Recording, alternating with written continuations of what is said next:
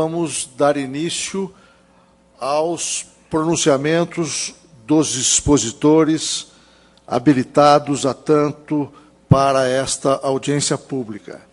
Antes de fazê-lo, gostaria de prestar brevíssimos esclarecimentos.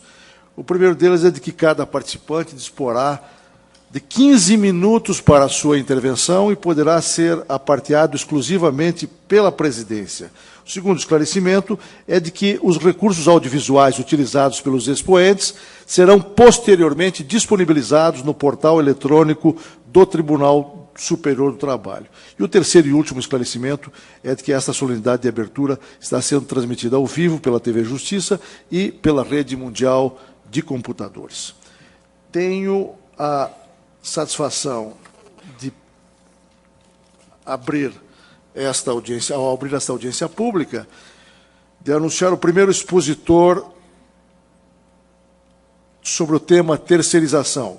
Convido o professor José Pastore para emitir pronunciamento sobre a terceirização em geral. O professor Pastore, como você sabe, é professor titular da Faculdade de Economia e Administração e da Fundação Instituto de Administração, ambas da Universidade de São Paulo. Tem a palavra o professor Pastore. Obrigado, presidente. Com apenas 15 minutos de exposição, eu preciso ser bastante econômico nos cumprimentos. Então, cumprimento a todos, na pessoa do nosso querido anfitrião, ministro João Oreste Dallazen. Uma palavra a Vossa Excelência, ministro. Eu tenho lido muito sobre terceirização. O meu ofício é esse. Mas hoje eu ouvi o mais completo pronunciamento e o mais denso pronunciamento e o mais oportuno pronunciamento de Vossa Excelência. Gostaria de cumprimentar a análise feita, que cobriu tantos aspectos absolutamente cruciais e que, se forem respondidos por essa audiência pública, eu acho que o Tribunal Superior do Trabalho terá marcado um grande gol nessa difícil contenda. Toda vez que uma atividade é realizada por várias empresas, várias pessoas, várias profissões, é claro que surgem disparidades. Surgem disparidades nas condições de trabalho, disparidades na renda, nos benefícios que as pessoas recebem e várias outras. E fica difícil estabelecer os limites de responsabilidade das partes nessas condições. As áreas cinzentas, como falou a doutora Hélia, são enormes no campo da terceirização. A terceirização, evidentemente, é um tema controvertido, e Vossas Excelências ouvirão nesta audiência pública muitas defesas, inúmeros ataques à terceirização e várias denúncias. Eu vou me abster a entrar nesse campo porque ele será coberto, certamente, por outras pessoas. Mas eu digo apenas que, modernamente, sem terceirização, inúmeros negócios ficam inviáveis. Inúmeros negócios ficam inviáveis. Imagine uma construtora que, em lugar de terceirizar a terraplanagem de um alicerce, de um grande edifício residencial, fosse obrigada a comprar todo o maquinário, caríssimo, e usar esse maquinário uma vez cada 3 anos, que é quando ela inicia um prédio. Quanto custaria um apartamento desse edifício? É impensável. Não há a menor condição de se fazer isso sem terceirização. É claro que, neste auditório, eu acredito que todos reconhecem a ocorrência de precarização em várias instâncias da terceirização. Nem tudo é assim, mas o que preocupa esta corte é exatamente as mazelas da precarização. Mas Eu gostaria de adiantar que, infelizmente, no Brasil, precarização ocorre tanto no trabalho terceirizado quanto no trabalho não terceirizado. Quantos são os médicos que nós conhecemos que têm 3 empregos e que, para poder sobreviver, têm uma vida estafante, das mais precárias? Afinal, 50% dos brasileiros estão fora das proteções trabalhistas e previdenciárias, porque estão no mercado informal. A terceirização é um processo realmente complexo, porque ela se refere a uma variedade muito grande de arranjos de trabalho. Há contratos que entregam produtos, outros contratos entregam serviços, e há contratos que entregam produtos e serviços. Hoje mesmo tive a notícia que o meu filho comprou as tintas para pintar a casa e a loja ofereceu os pintores para executar o serviço. Existem atividades que são realizadas no local da contratante, mas existem atividades que são realizadas no local da contratada. E existem atividades que são realizadas nos 2 ambientes, da contratante e da contratada. Os ambientes de trabalho, portanto, variam bastante.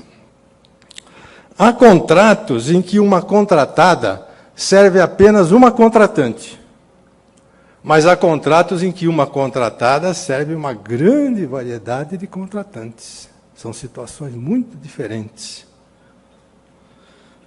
Há situações em que as tarefas são executadas exclusivamente pelos funcionários da contratada. Há outras em que as tarefas são executadas pelos funcionários da contratada e, por razões técnicas, junto com, em parceria com os empregados da contratante, a ponto de não sabermos exatamente quem é quem num determinado site de produção. O ministro Dallazen, que disse que quer trazer o mundo para os autos, aqui não vão faltar exemplos e situações para poder fazer essa empreitada. Os contratos podem envolver empregados por prazo indeterminado, por prazo determinado, por tempo parcial, em regime temporário, consultores, tanto do lado da contratante quanto do lado da contratada. E a cada momento há um mixing novo, diferente. É como se nós olhássemos num caleidoscópio. A cada momento é uma composição diferente de relações do trabalho. Há contratos em que a profissão dos funcionários da contratada é diferente da profissão dos funcionários da contratante. Mas há outros em que a mesma profissão existe do lado da contratada, do lado da contratante, o que se busca apenas uma variação na qualificação dos profissionais, a busca de talentos especiais. Há tarefas que são realizadas de uma só vez. Há tarefas que são recorrentes. Há tarefas de longa duração. O rebaixamento do calado de um porto, por exemplo, requer pessoal especializado, terceirizado, que leva nada mais, nada menos de 4 a 5 anos. E há tarefas em que os 3 tipos estão presentes: curto prazo, recorrente, médio prazo, longo prazo. Portanto, ministro, o mundo é realmente complexo. Eu não sei se o mundo é plano, não. Eu tenho minhas dúvidas que o mundo seja plano, como falou o Friedman. Há atividades que são executadas pela contratada durante a jornada normal da contratante, mas há outras que são realizadas em horas atípicas. E o pior, com a concorrência de alguns empregados da contratante. Há tarefas que envolvem apenas profissionais da mesma categoria profissional. Há tarefas que envolvem empregados de categorias diferentes. Há atividades em que a subordinação técnica, mencionada pelo Dr. Camargo, a subordinação técnica da contratada em relação à contratante é mínima. Mas há outras em que a dependência técnica é tão grande que confunde com a subordinação jurídica. Mas o mundo é esse. Portanto, a terceirização não se refere a uma realidade, ela se refere a centenas e centenas de realidades diferentes, sendo impossível, portanto, administrar essas realidades diferentes com uma regra única, e muito menos com uma lei geral. Não há lei capaz de cobrir tamanha diversidade no campo da terceirização.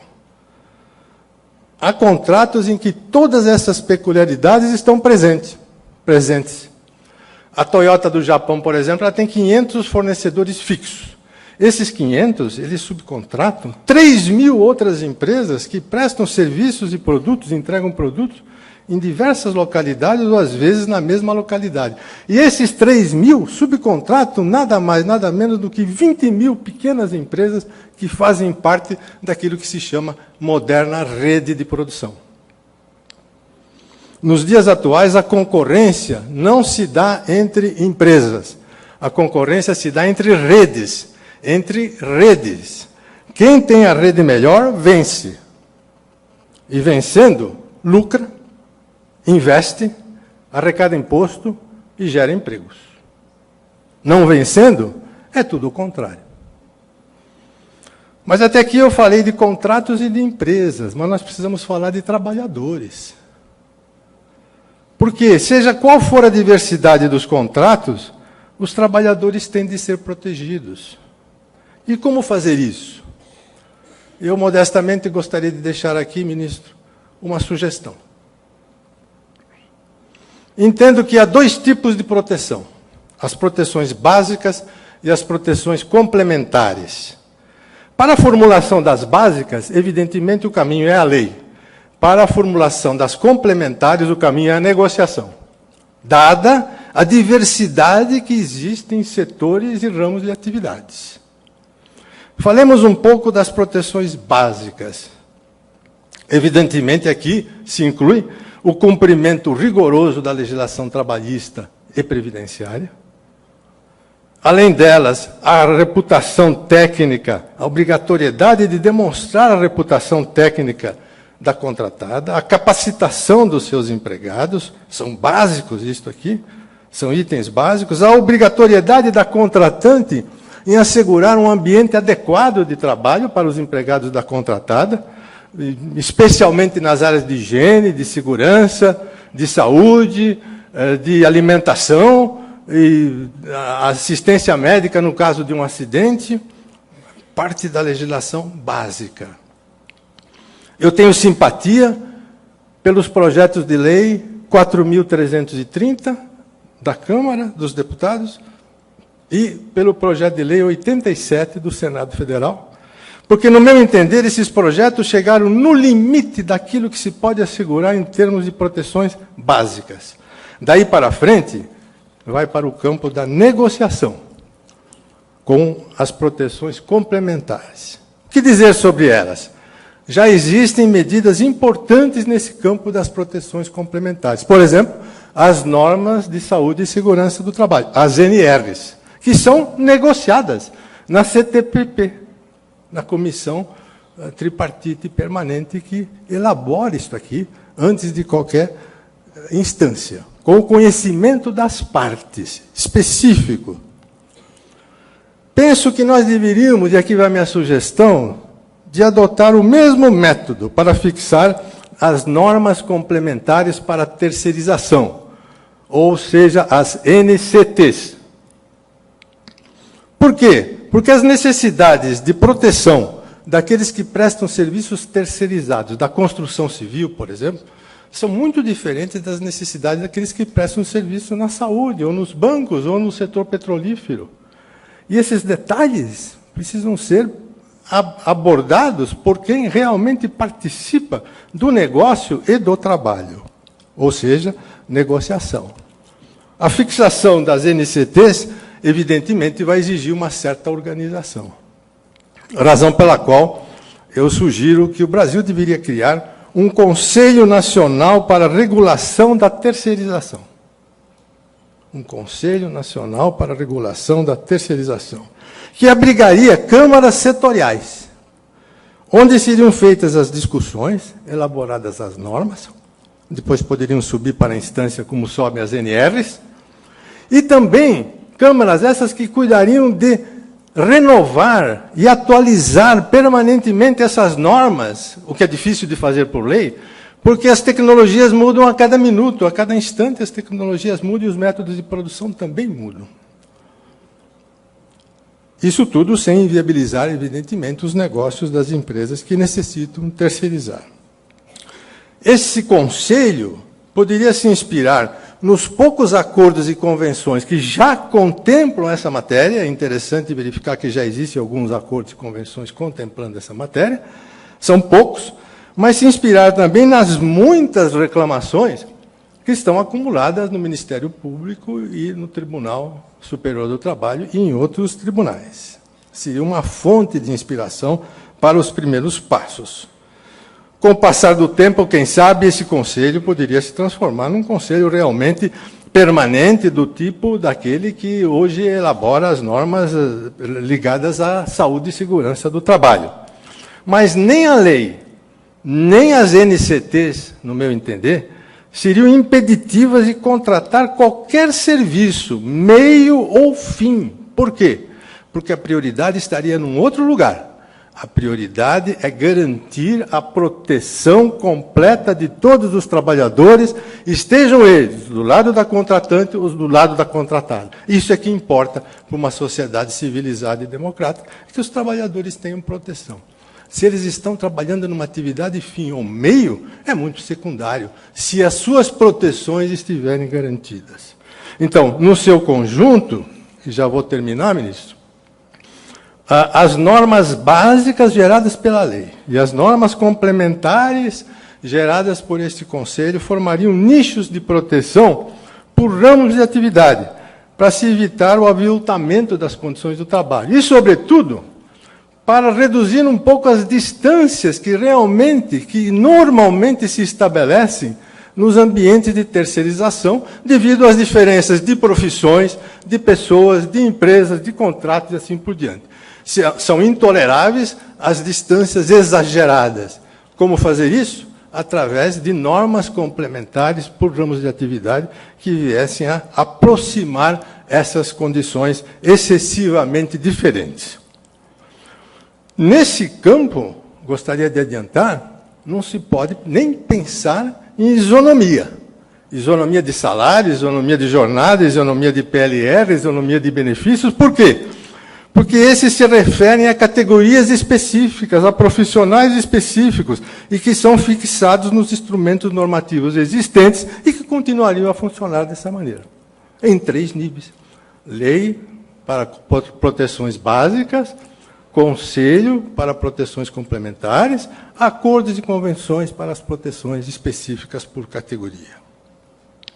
Em resumo, com todo respeito, ministro, eu apresento esta contribuição de combinar lei e negociação articulada num nível nacional para estabelecer proteções setoriais ou por ramos de atividade.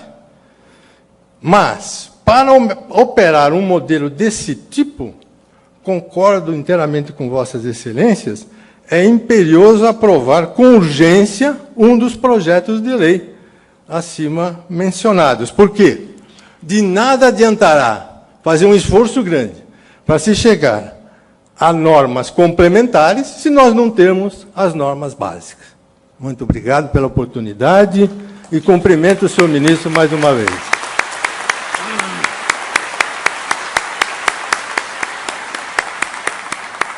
Muito grato ao professor José Pastore por sua densa explanação sobre esse instigante tema. Tenho a grata satisfação agora de convidar para emitir o seu pronunciamento o professor Ricardo Antunes. O professor Ricardo Antunes, como você sabe, é professor titular de Sociologia no Instituto de Filosofia e Ciências Humanas da Unicamp. Doutorou-se em Sociologia pela USP e fez mestrado em Ciência Política por esse mesmo instituto. Tem a palavra o professor Ricardo Antunes. Muito obrigado, ministro Dallazen. Bom dia a todos e a todas. Também saúdo este encontro, considero muito importante esse debate aberto, plural, de uma questão tão crucial que aflige o mundo do trabalho. Eu não vou fazer, naturalmente, uma nota jurídica, mas sociológica, respaldada na história recente do trabalho, na teoria social, nas relações econômicas e sociais, que plasmam as relações jurídicas e suas normatizações. Como a nossa apresentação é no tema a terceirização em geral, eu começo com uma pergunta central que pretendo indicar o meu modo de respondê-la. Por que e para que é feita a terceirização? É isso que eu quero responder nesses breves minutos de intervenção. Nós vivemos desde meados de 1970 uma forte transição do padrão de produção que vigiu no século XX, tayloriano, fordista, aquele que magistralmente o Chaplin satirizou no plano fílmico nos seus tempos modernos, né? E saltamos dessa transição deste padrão taylorista e fordista para a chamada economia flexível. Quais são as principais metamorfoses e os sentidos desta mudança que abalou o mundo, né, em todos os cantos do mundo, inclusive o Brasil? Primeiro, o processo de trabalho da empresa taylorista e fordista, ela era responsável, como sabemos, por um trabalho fragmentado, coisificado, Chaplin, de novo, tem que ser lembrado. Mas, contraditoriamente, os trabalhadores e as trabalhadoras tinham direitos relativamente consagrados. Resultado, é preciso dizer, de lutas históricas da classe trabalhadora contra a jornada de 18 horas ininterrupta, como existia na Inglaterra da Revolução Industrial, contra a degradação brutal do trabalho infantil, do trabalho desigual entre homens e mulheres, e estas lutas históricas dos trabalhadores ao longo de décadas e séculos conseguiram normatizar direitos do trabalho, de tal modo que a gente possa falar em jornada de 8 horas, embora muitos queiram, em nome de uma inevitabilidade do mercado, voltar a jornada para 17, 18 horas de novo, como nós vemos hoje em experiências no cenário mundial. Mas atenção, esse trabalho era um trabalho relativamente contratado e regulamentado. Com esta reestruturação produtiva que se redesenha dos capitais das empresas, nessa competição intensa de 500, 600 transnacionais, né, que ficam em busca de maior produtividade, redução de custos, e o trabalho é visto como custo, essas empresas, esta lógica da empresa flexibilizada, passa a exigir a flexibilização dos direitos do trabalho.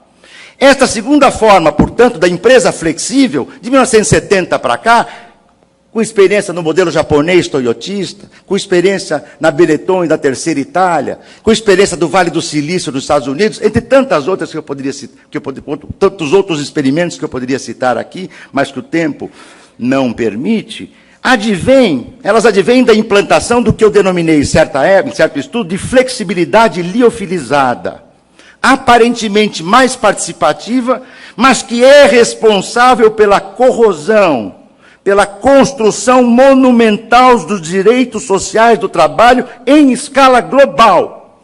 Os dados não me permitem dizer aqui, eu vou a um exemplo recente, só um exemplo, talvez a ponta mais dura disso. Na China, hoje, há empresas que pedem, exigem que os seus trabalhadores, que estão sendo contratados, que assinem um documento que digam que não vão se suicidar, porque se suicidarem por causa do sofrimento do emprego, os seus direitos não serão garantidos às suas famílias. Este é o cenário do trabalho hoje, se pegarmos a sua ponta limite. Não é? Eu vou, então, ao limite, porque acho que o debate aqui é de tal ordem crucial que nós temos que tocar nos seus pontos centrais.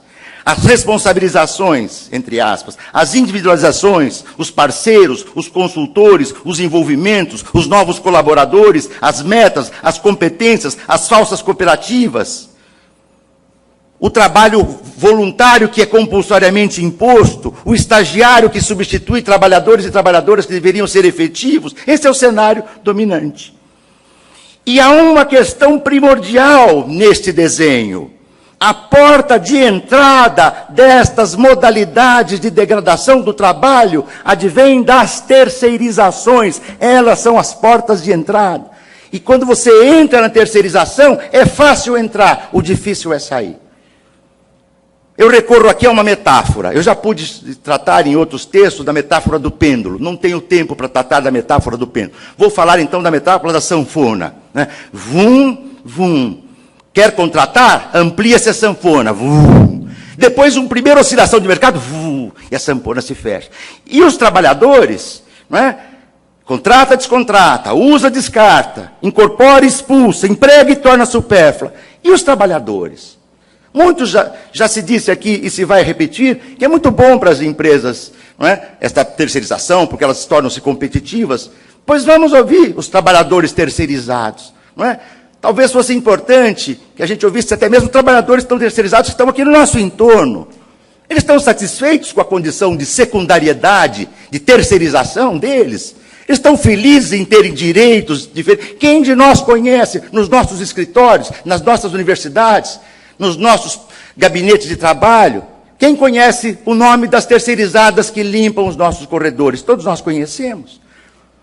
Recentemente, em manifestações de terceirizadas, elas, trabalhadoras de limpeza, dizem: nós não podemos ficar na mesma empresa há muito tempo, porque nós não podemos conversar entre nós. É perigoso, ministro, quando trabalhadores e trabalhadoras conversam entre si. Não sabemos de que perigo se trata, mas eles têm que rodar. Não é? É este cenário que eu quero chamar a atenção. A terceirização, portanto, tal como nós a entendemos, ela vem se constituindo como principal instrumental pela qual as novas modalidades produtivas estão sendo introduzidas no mundo da empresa flexível, liofilizada. Sabe por que é liofilizada? Liofilizada, na química, significa em temperatura baixa e constante, as substâncias vivas são secas. O leite em pó é o leite liofilizado. As empresas liofilizam porque substituem e eliminam trabalho vivo. A pergunta é, muito bem, eu elimino um trabalho, tá, de um cortador de cana, ou de um terceirizado de limpeza, ele vai ser um estudante para ser um professor? Não.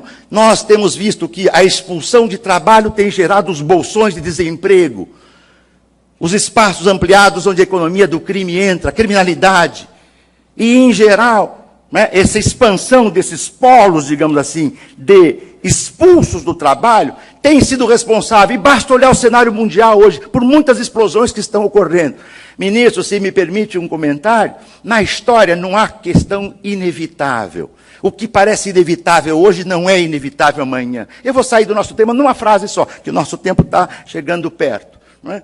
Alguém imaginava que as rebeliões árabes ocorreriam nessa dimensão? Ou alguém imaginava, em 1989, 90, 91, que a União Soviética caísse como caiu? Não existe inevitabilidade na história. A terceirização não é inevitável. A terceirização é negativa para os trabalhadores. E o TST está chamado a refletir sobre essa questão crucial. O ministro nos lembrava, nós temos que pensar uma questão que envolve o modelo de sociedade, o desenho de sociedade. Que sociedade nós queremos? Uma sociedade, para usar no sentido inverso, se o professor me permite, pastor me permite. Nós queremos uma sociedade onde haja isonomia ou onde não haja isonomia? Nós, de nossa parte, queremos uma sociedade isonômica, com direitos equânimes, com trabalhadores e trabalhadoras defendendo e vivendo dos seus direitos. Nós assim concebemos esse trabalho. É por isso, né, que o cenário atual é vital. É por isso que a terceirização acaba sendo. E a discussão se ela é atividade fim ou atividade meio, ela iniciou-se na Toyota, ela iniciou-se desses experimentos flexíveis da Europa e dos Estados Unidos e do Oriente, né? Ela iniciou-se nas atividades meio, mas agora se quer chegar às atividades fins, claro, porque em muitos casos, como foi citado aqui intensamente, eu também não tenho tempo para exemplificar, em muitos casos não existe mais essa separação em meio e fim, porque as empresas borram esses exemplos. Não são todas as empresas, eu não posso generalizar, eu estou dando um desenho mais global, que é o que é possível fazer aqui. Com isso, eu diria, a terceirização é uma porta de entrada onde você entrou. Você está no espaço da flexibilização e da informalidade. E quando você entra no espaço da informalidade, da precarização e da terceirização, elas não são idênticas, mas são fenômenos muito assemelhados. Não é? Assim, eu penso que essa, digamos, a sua liberação ou a sua ampliação vai ser um caminho mais seguro para o aumento da precarização estrutural do trabalho em escala global. Eu penso que caberá, para finalizar, ao TST, preservá-la, ampliá-la ou pensar em desconstruí-la. Por que não? Por que é inevitável esse desenho? Por que só os trabalhadores e as trabalhadoras podem ter desconstruídos? Que empresas têm flexibilizado? Se me permite uma ousadia, né, que os intelectuais se permitem, né, porque se ainda temos um esforço e um espaço de cátedra, por que as empresas não flexibilizam a sua propriedade? Por que só os trabalhadores têm que precarizar os seus direitos? Por que a flexibilidade é só de um lado? Eu penso que o TST tem um momento muito rico para debater o fundo desse debate. E se aceitei vir aqui participar, um convite que, num seminário de muito importante, que muito me honra, é porque penso que nós estamos tratando de uma questão crucial que trata o futuro da humanidade, especialmente o futuro da humanidade que trabalha. Obrigado.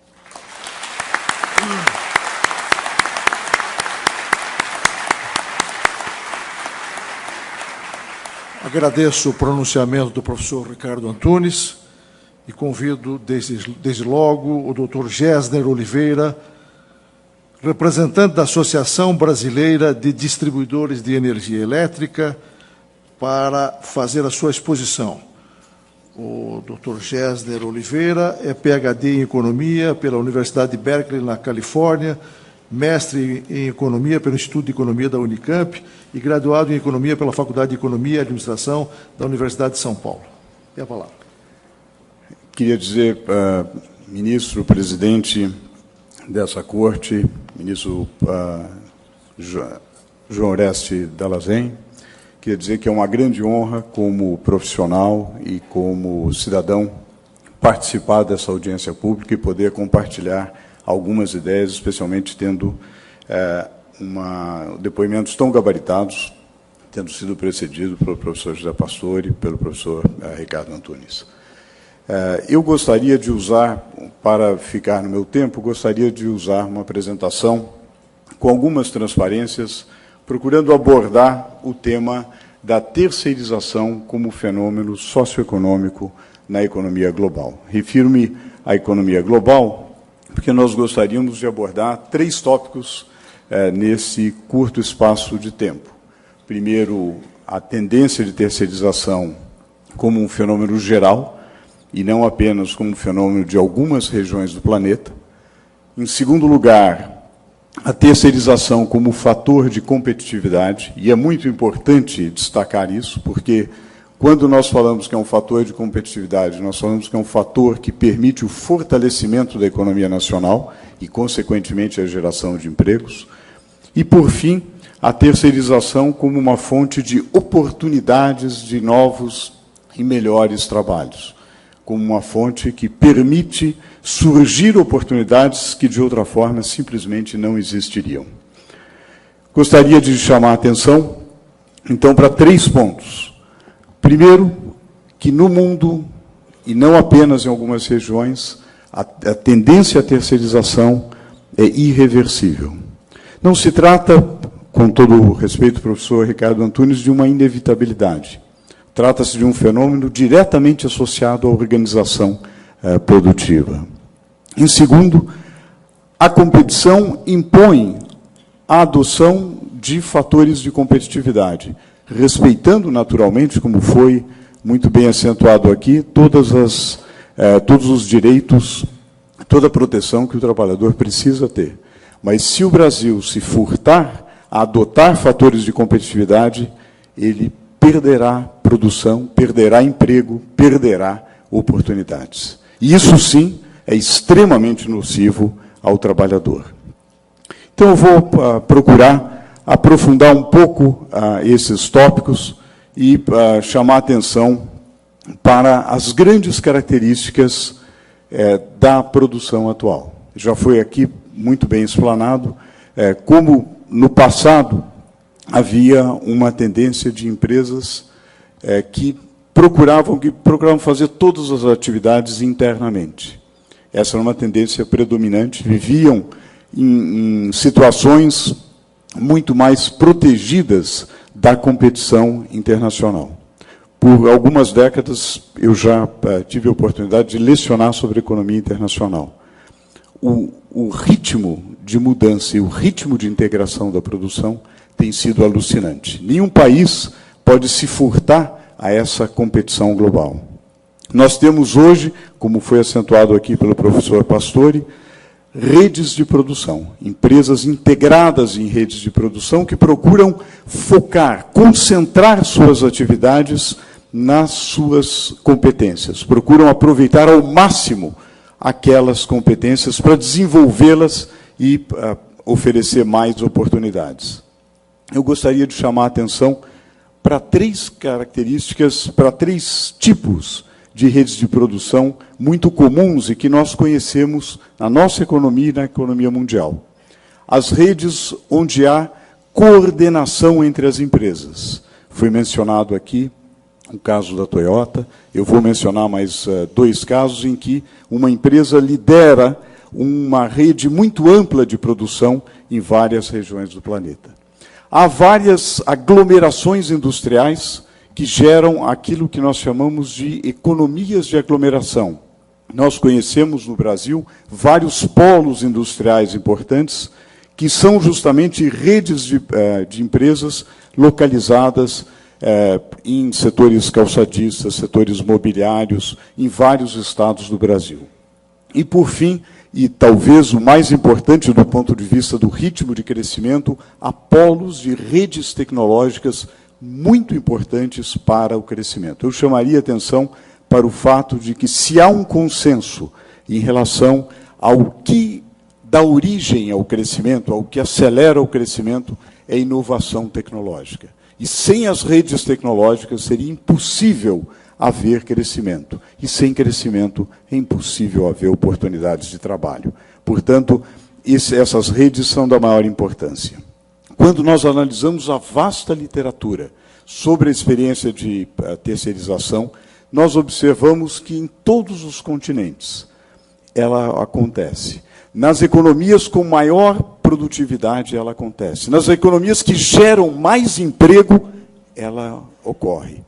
A terceirização realmente é uma forma através da qual as empresas conseguem, os trabalhadores conseguem focar naquelas competências que são aquelas que vão permitir melhores produtos e melhores serviços. Isso ocorre, portanto, na América do Norte, na Europa, na Ásia. Eu vou me ater em alguns exemplos específicos. Vou lançar a mão de um estudo do professor Inocente, da Universidade de Siena, para me ater à experiência na Itália, a experiência da Fiat, e a experiência na França, e também, do ponto de vista tecnológico,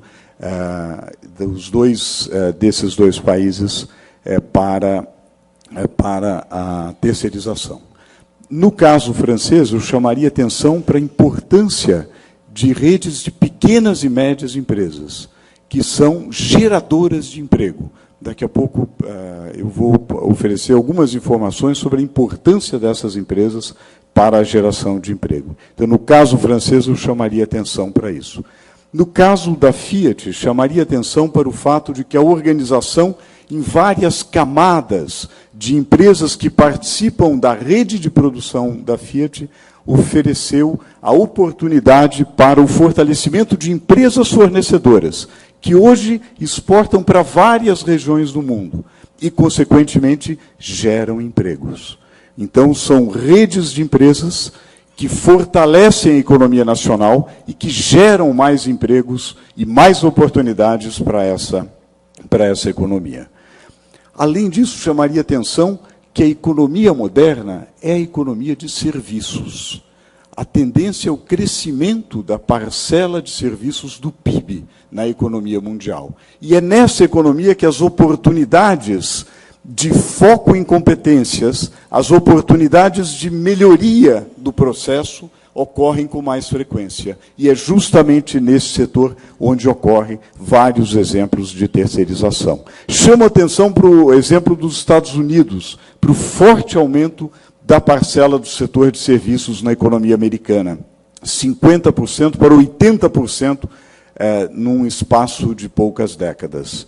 Chamo a atenção para o que aconteceu na França, um aumento de 50% para 75% também num espaço relativamente curto de tempo, quando nós olhamos a história econômica numa perspectiva mais ampla. E o mesmo fenômeno ocorre no Brasil.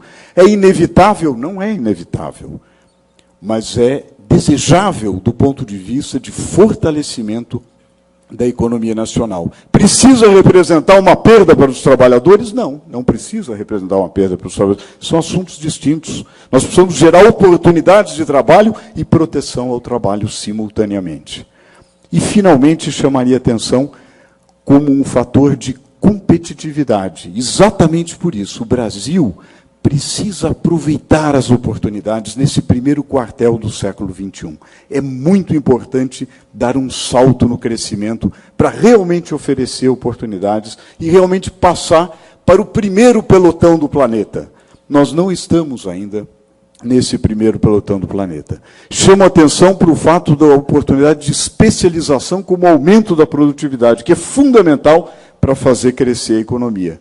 Chamo a atenção para o fato de que, quando nós nos comparamos com outras economias, aqui há um índice de competitividade, nós estamos nesse segundo pelotão. Não devemos nos satisfazer com essa posição. Nós temos todas as condições, respeitando todos os direitos do trabalhador, de ascender, de ir para o pelotão de elite, de crescer mais, de oferecer mais oportunidades. Isso sim vai beneficiar o conjunto da sociedade e os trabalhadores em particular. E a competição está cada vez mais acirrada. Deixar de usar um fator de competitividade é um crime do ponto de vista de perda de oportunidade para a nossa e as próximas gerações. Então, isso o Brasil realmente precisa aproveitar essa oportunidade. Deixar de adotar terceirização para aumentar, para melhorar os serviços, melhorar os processos, colocar as pessoas naquilo que elas podem oferecer de melhor, significa deixar a oportunidade de crescer, deixar a oportunidade de dar um salto de crescimento. Novamente, nós, muitas vezes, não ouvimos as vozes daqueles que deixaram de ter empregos, porque eles não estão aqui. Eles estão no futuro. E esse futuro depende daquilo que nós fazemos agora, e aproveitar essas oportunidades é fundamental. Chamo a atenção para o fato de que, nas redes de empresas, as pequenas e médias são aquelas que aparecem. Os microempreendedores aparecem. Vários trabalhadores veem novas oportunidades. E nessas oportunidades são gerados mais e melhores empregos. Chamo atenção, em particular, para esse dado. Vamos pensar, e felizmente o Brasil está gerando empregos, vamos olhar, convido os senhores e convido essa corte, a olhar o volume de empregos gerados em 2010. Esse foi um volume expressivo de emprego gerado em 2010. Nós estamos olhando que as micro e pequenas representaram 1.600.000 empregos. No total, as micro e pequenas empresas representaram mais de 3/4, 78% do total gerado de emprego.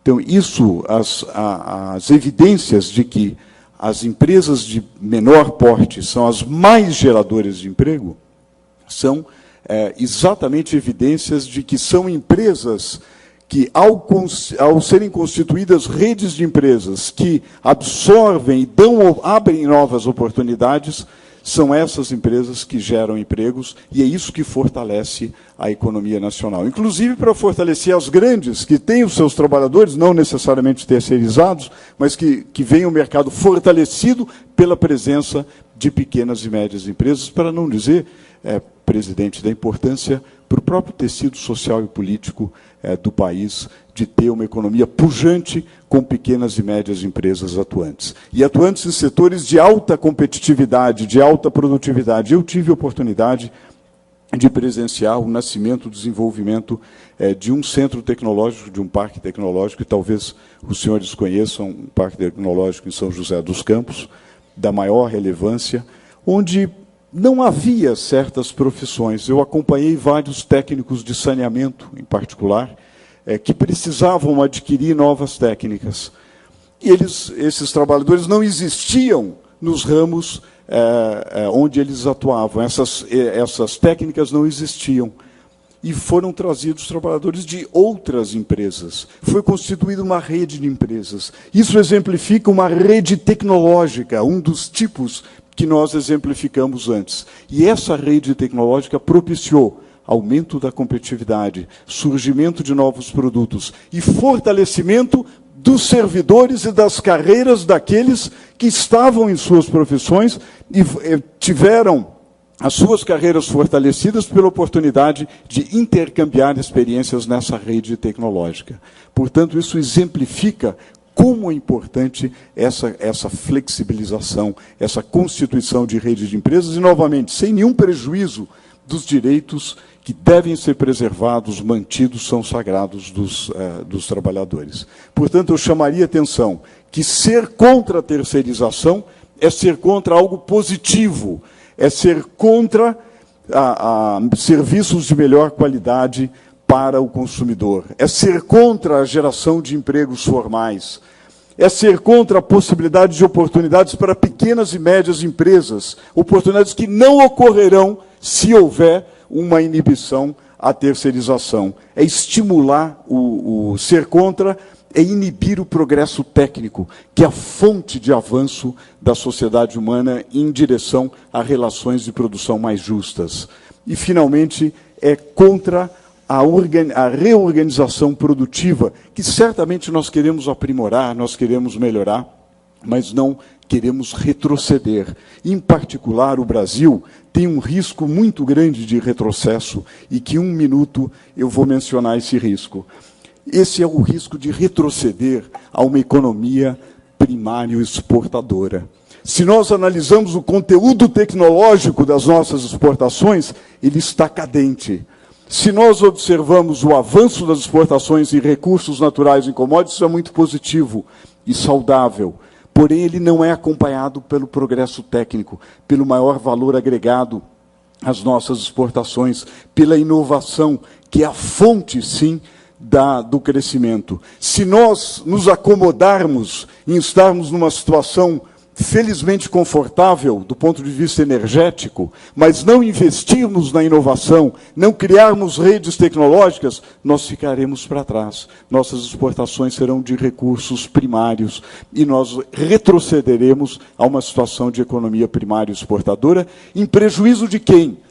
Em prejuízo do conjunto da economia dos consumidores e dos trabalhadores, que perderão oportunidades de melhores trabalhos. Portanto, vamos deixar de lado a ideia de inibir a terceirização. Vamos estimulá-la e, ao mesmo tempo, proteger o direito dos trabalhadores. Eu peço desculpas se me exaltei um pouco e talvez tenha transgredido um pouco o tempo, mas é que realmente esse tema é um tema da maior relevância para a economia nacional. E nós não podemos confundir uma tendência que é uma tendência inerente ao funcionamento da economia com uma preocupação absolutamente saudável do direito dos trabalhadores. Muito obrigado, foi uma honra me dirigir a essa corte.